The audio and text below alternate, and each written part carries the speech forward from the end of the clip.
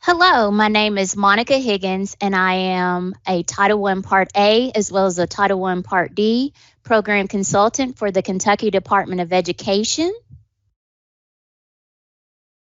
And to help with broadband, eventually I will turn my camera off. I am so glad that you guys are able to come today, and we will do a quick discussion of what the annual child count survey is and how to complete this report within the Grant Management Application Planning System, also known as GMAP.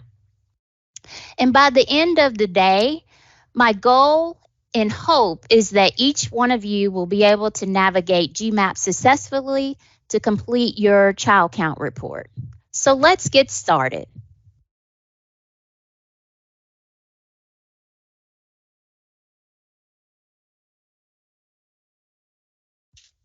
Okay.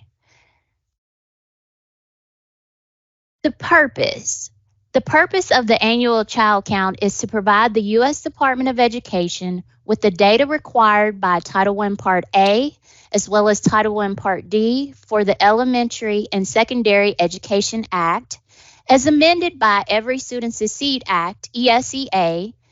And this child count calculations are used to calculate the grants to the local LEAs as well as the state agencies who are responsible for providing free and public education for children in institutions or community day programs for neglected and delinquent children. So what is the annual child count? I'm sure everyone is asking themselves this particular question. So the state agency selects a one-day period for the facilities, and the state agency selects this. In the past, the state agencies directors have selected a date that is either in November or December.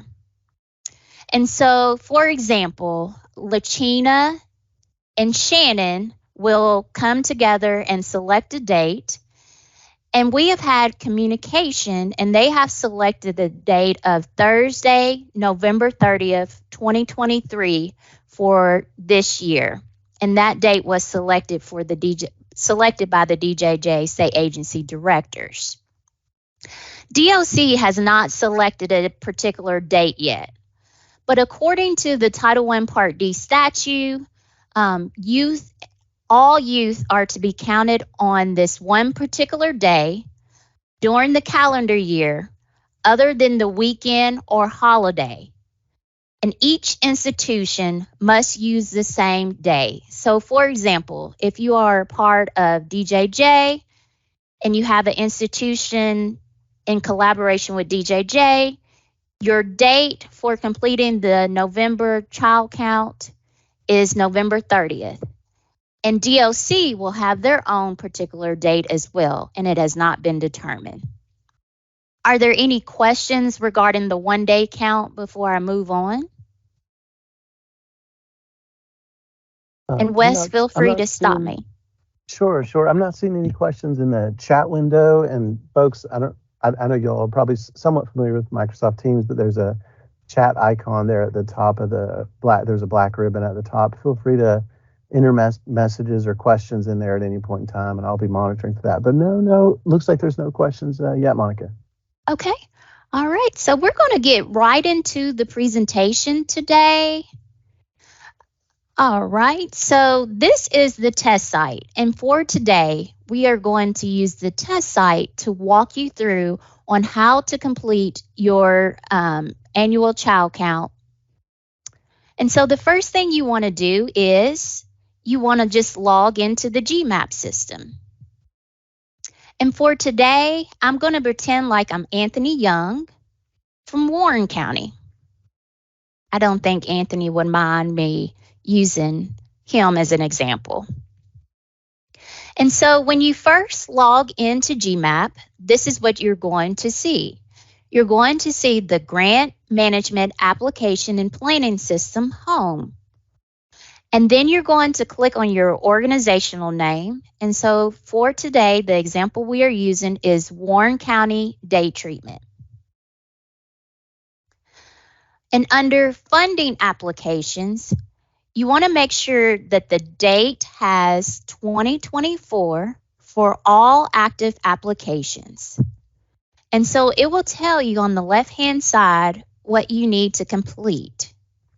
So for today, we're going to click under the Child Count DJJ report. And the very first thing, and this is the most important step, because a lot of times when the coordinators are completing their child count or their application or their performance reports, they forget to change the status to started. And within the grant management application planning system, within the system, it will not allow you to do anything unless you change the status to started. So that's the very first thing you want to do is confirm the status change. So we're going to confirm it. And within the grant management application planning system, you have the history log. And this is the history log where you can just see several messages. I can see where the status has been changed, and I can see all of the previous records. But we're going to go back to the main sections page because the main sections page tells you all of the important things that you need to complete. You can also create a comment, and if you create a comment within the system, this is where you can particularly message me.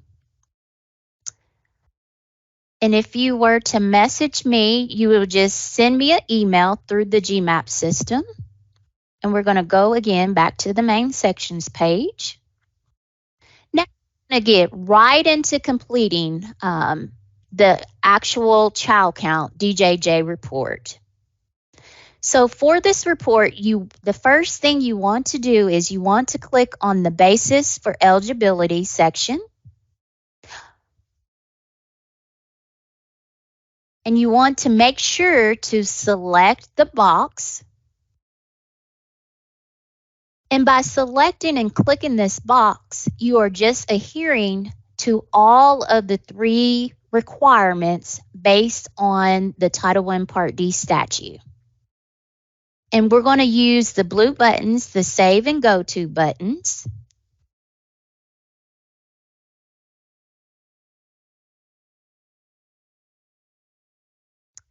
And then the next thing you're going to do is you're going to have the type of institution and enrollment.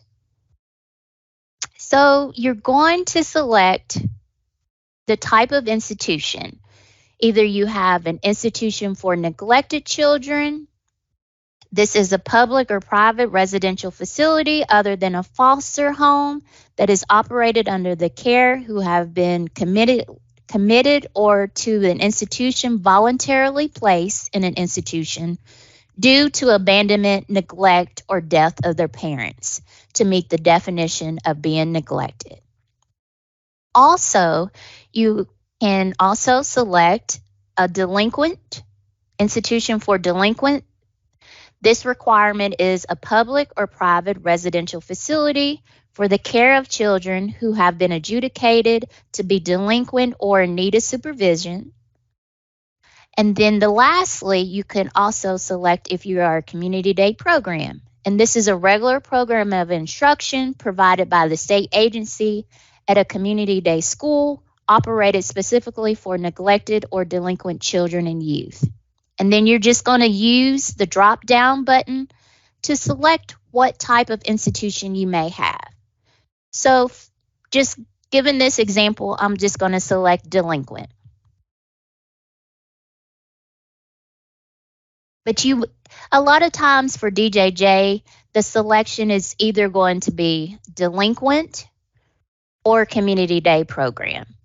Now, this also will be based on your charter and how you categorize yourself.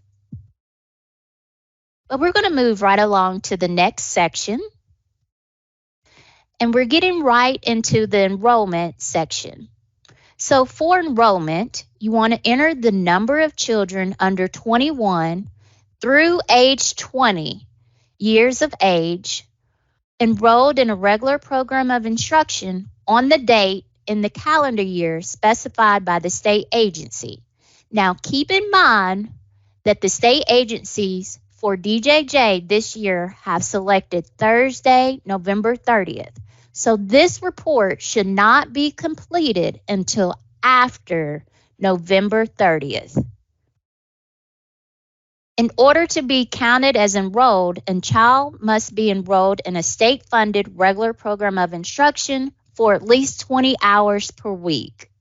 So the instruction that you are provided within your facility should be at least 20 hours a week based on the Title I Part D statute.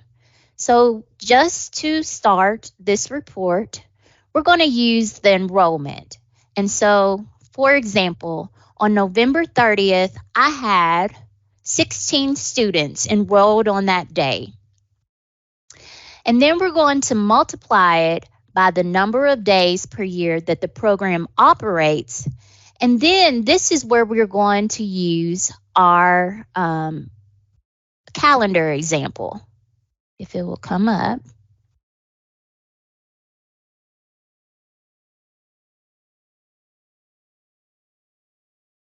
Okay, so using the calendar example, and a lot of times this is a calendar example from KEXAC.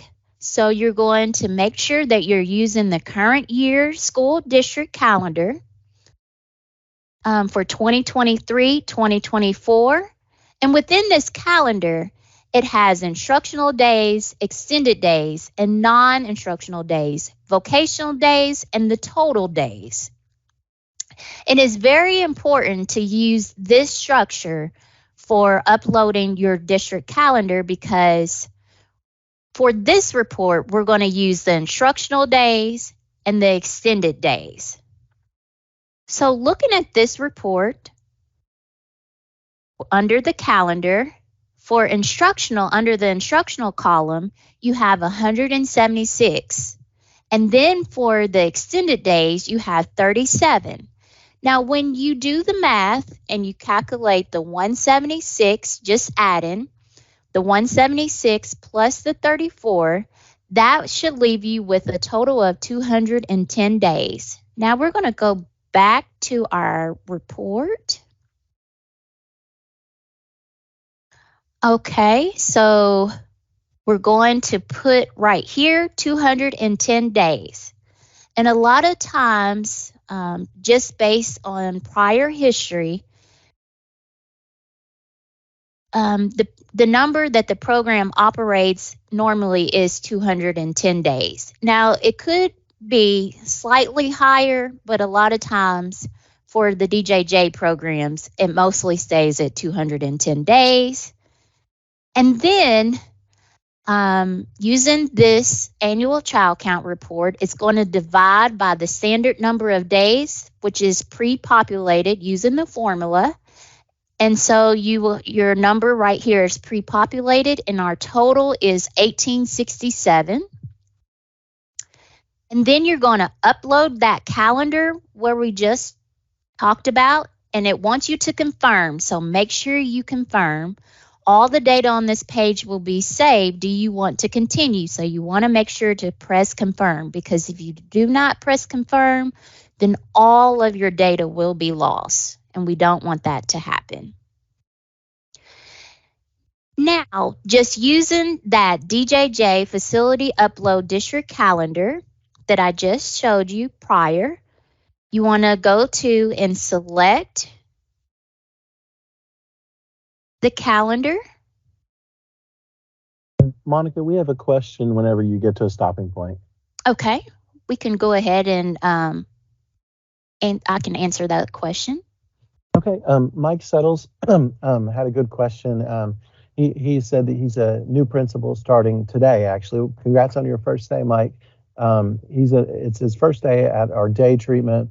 Question he had was, does the one-day count include KEXAC or just DJJ students? So it's just for the DJJ students. And so these are the particular students. Now, it could be a mix. That is a good question, just based on your population. So we can talk more offline regarding this, Mike, but a lot of times this is for your adjudicated, your court-ordered students. They could receive DJJ funding, and they could also receive KEXAC funding. But this population is mostly for those adjudicated, court-ordered students, if that makes sense. And I think that's a good question too, Monica, that because the KEXAC child count is near the same time period as ours, but the requirements are different. But some of our students are going to be eligible for both, like you had said. That's a good point. Yes, so there may be some overlap between the student population, but for Title I Part D services, the focus should mostly just be on those court-ordered adjudicated students. But there could be, Mike, you brought up a great question, there could be some overlap. And we can talk more offline if you need to. Just give me a call or send me an email and we can discuss this question further, but thank you. Are there any more questions, Wes, before I move back to uploading the district calendar? Not at the moment, Monica. And Mike, thank you for your question. And thanks, Monica. I'll let you know if other folks have questions. Okay. Thanks. All right. So once you get to this page regarding the DJJ facility upload district calendar, you're just going to go to select, and let's see if we can find it.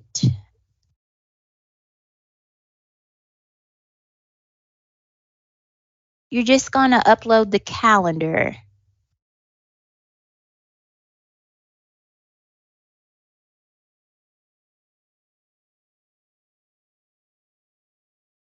And then you're just going to name the document, and you can name it just DJJ Facility Calendar. So we're just going to name it DJJ Facility Calendar. And you might want to specify the years, it might be helpful. So we're just going to name it 2023, 2024 DJJ Facility Calendar. And then we're going to press Create. And it should be based at the bottom of the type of institution and enrollment. And then we're going to use the Save and Go To buttons to the next page. And then it's also giving you the option to upload any other optional documents to upload within this report. And this is, again, this is just optional. So if, say for example, if you write out a written discrepancy for the numbers, or if there's any other information that you would like me to see when I'm reviewing your child count, you would also make sure to upload it here. But again, this is just optional documentation. And we're going to go to the next page.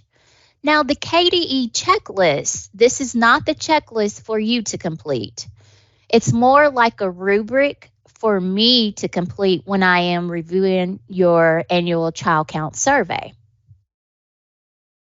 And we're going to go to the next page. And once you feel comfortable, you want to make sure, before pressing completed, you want to make sure to check the validation messages under the main sections page. So we're going to check the validation messages under the sections page. And if you see a warning, then it will allow you still to submit your annual child count report. But if you see errors in red, you will need to make sure that those errors are addressed before you can submit your report. But in this case, since we don't see any errors, we're going to go to return back to the main sections page, press completed, and the report should be completed. Now it says no validation errors were found, but one or more warning exists.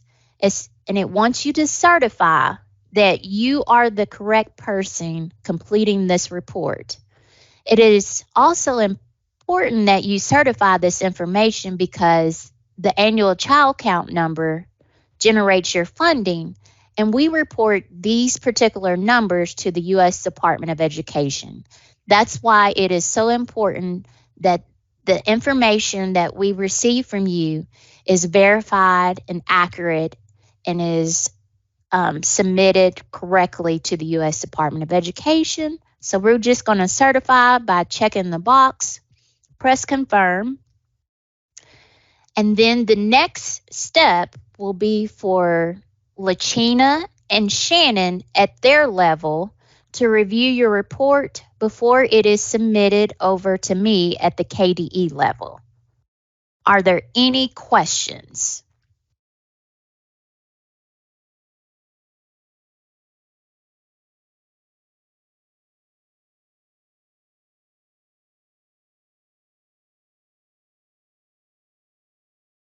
All right. No questions yet, Monica. Okay. And so here are just some basic common issues that we run into a lot when completing the annual child count report: not changing the status to draft started, using a different date instead of the date selected by DJJ and DOC, on the uploaded school calendar, not having the corrected year or district name or facility name within the school district calendar, and not changing the status to completed when you are finished. And so here are just some common issues that Wes and I see a lot when we are analyzing these reports. And so if we see these common issues, we will certainly send it back to you. And the deadline for completing the annual child count survey this year, this is really just a quick turnaround. So for DJJ, your date for completing this report is November 30th, that Thursday. Friday is the deadline for submitting it within the GMAP system. And if you have any questions, please feel free to contact me or Wes, and we will certainly make sure to address your questions.